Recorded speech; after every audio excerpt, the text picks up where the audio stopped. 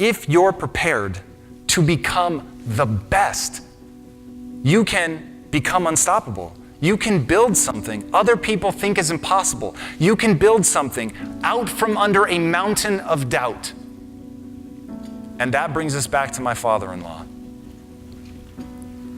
The man who had asked me how I was going to take care of his daughter. He's always been very kind to me. It's important to note that. Always very kind to me. And he came out to LA, and by this point, we're doing hundreds of millions of dollars in revenue. We've got 1,400 employees, millions of dollars of equipment, hundreds of thousands of square feet of space. And I'm walking him around the production floor. Bars are coming off the line at the rate of 1.5 million a day. And I said, Andreas, do you remember when you asked me how I would take care of your daughter? And he said, yes. I said, how am I doing? And he just started to cry. That to me is everyone's story. Everyone can choose that journey. Now, I don't make a moral distinction. I don't think that it's the right way to live your life. It just happened to be the way that was true for me. I believe the very meaning of life is to find out how many skills you can acquire that have utility and then put that utility to the test in service of someone else. It's what the ancient Greeks called techne. I've worked my ass off for this set of skills. They are unique to me, and they help other people. And in being able to help other people was something that I worked very hard for. I feel good about myself. And I will make you guys one promise right here today. The game you're playing, please listen to this, so that you don't end up wasting years of your life like I did mine. The game that you're playing is not success. The game that you're playing is not money. The game that you're playing is brain chemistry. It's about fulfillment. The only thing ultimately that's ever going to matter in your life is how you feel about yourself when you're by yourself. I don't act professional, literally. And if you guys have ever been with me in a high-level business meeting, Yemeni's going to back me up. I won't say the name of the company, but one of our largest customers in their corporate headquarters, I had one of them crying because I was just being real about my story and why I'm doing this. And they were touched. And it was like, okay, now I have connected with this person on a real level. I'm not trying to manipulate them. I'm trying to be honest about why I'm here. I'm being honest about why I fight.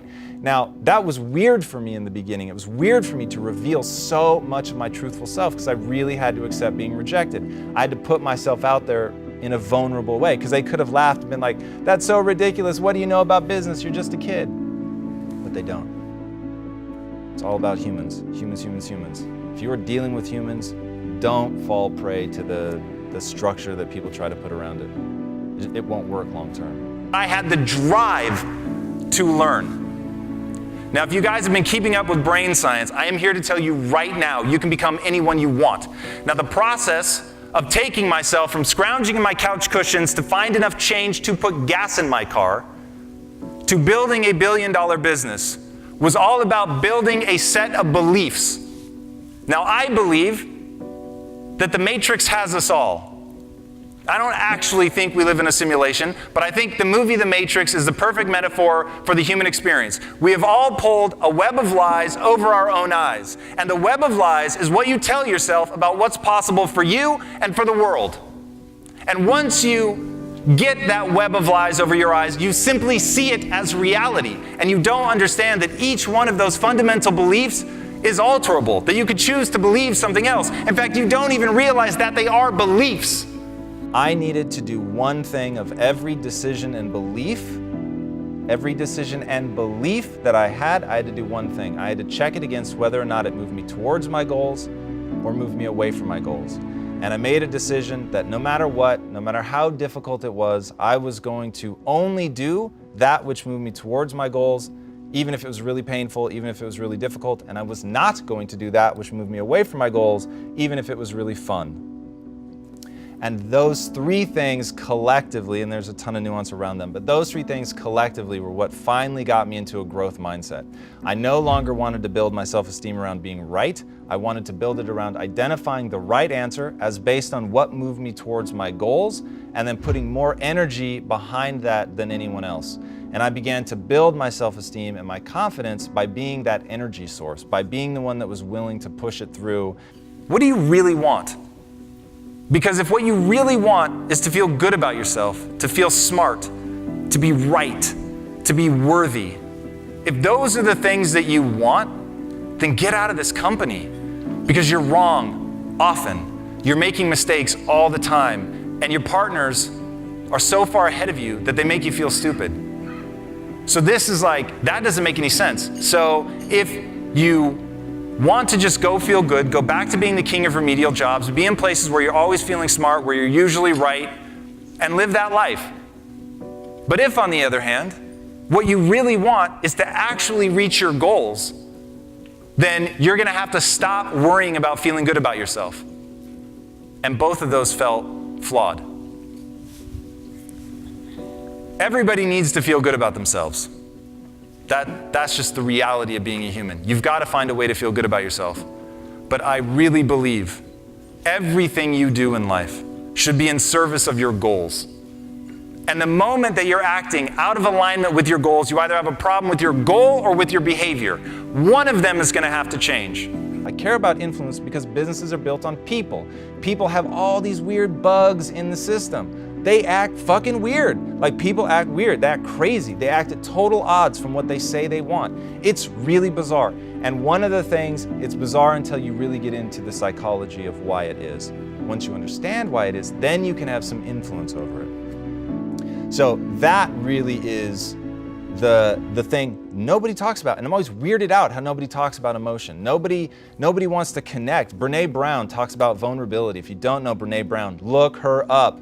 Dude, I will be the most vulnerable cat whenever, because it tells people I'm real. It gives you real insight into me as a human being. Now, why is that important? Because you know I wouldn't do it if it didn't move me towards my goals. So even vulnerability for me is a strategy. But the reason it works is because I'm opening myself up as a human being. You're connecting with people on a real level. It is just a truth. Human beings want to connect with authentic people. And the people they distrust the most are the ones that they can't understand their motives.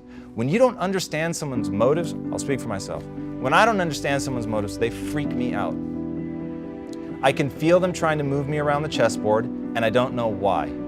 I don't mind when I feel someone moving me around the chessboard when I know why they're doing it, because then I can decide if I want to move or not.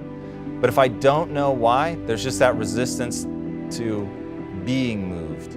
The unknown, the unease that causes. So once I fully accepted that I was dealing with humans, that they didn't want to feel me moving them around the chessboard, that they would respond if I opened myself up to them, they would open themselves up to me, that they would open themselves up to each other, that we could really get some teamwork and some cohesion. If I hired for compassion, which is it just works in human societies. Humans are a social animal. Why does ostracization hurt emotionally? Because it's the most dangerous thing that could happen to you on the plains of the savannah. If you got ostracized, you got eaten. It was that simple. Skills have utility. Once you understand, the whole reason to acquire a skill is that it gives you power. Now I'm going to define power. Power to me is the ability to close your eyes and imagine a world, the world the way you wish it was, and then open your eyes and make that world come true. That's power. And the thing that stands between you, where you are today, and your goals, where you want to get, is a gap in skill set. It is a gap in abilities. And once you're willing to look nakedly at your inadequacies, to literally build your self-esteem, your entire sense of self-worth and value is built around one thing. Whenever you face an obstacle, whenever you face a difficulty, whenever you fail, you have one thing that you say to yourself. On a long enough timeline, I can learn this. When you switch your life around to that, whatever your goal is here, Whatever part of the honors club or the leading edge you're at, or if you want to go beyond that, whatever that is, wherever you want to go, plant that flag, identify the skills that you would need to get there, and then set about every day getting those skills. Here's the problem I find most people have. They judge themselves through the lens of a moment. They fail at something. They miss the honor club. They don't close that deal they thought they were going to. They embarrass themselves. They flub something. And they think that defines who they are. But I'm telling you right now, you're not defined by who you are. You're defined by who you want to become and the price you're willing to pay to get there.